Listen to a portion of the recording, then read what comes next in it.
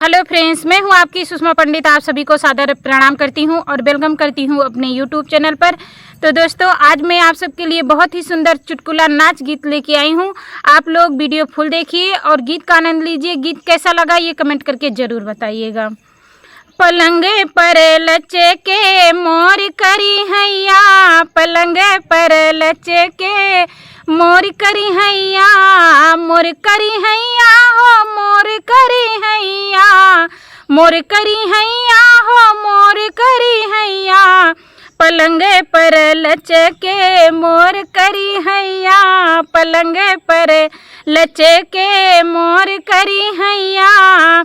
टिकवा गढ़ावे बनारस के राजा, टिकवा गढ़ावे बनारस के राजा, नथिया गढ़ावे मोर ननदोइया, ओ नथिया गढ़ावे मोर ननदोइया, पलंगे पर लचके मोर करी हैया, पलंगे पर लचके मोर करी हैया, पलंगे पर लचके मोर करी हैया।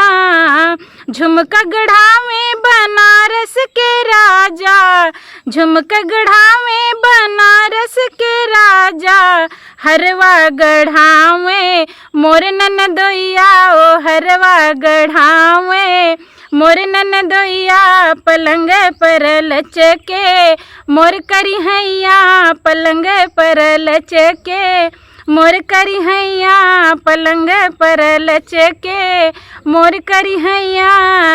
कंगना गढ़ावे बनारस के राजा, कंगना गढ़ावे बनारस के राजा, करधन गढ़ावे मोर ननदोइया, ओ करधन गढ़ावे मोर ननदोइया, पलंगे पर लचके मोर करी हैया, पलंगे पर लचके मोर करी हैया, पलंगे पर लचके मोर करी हैया।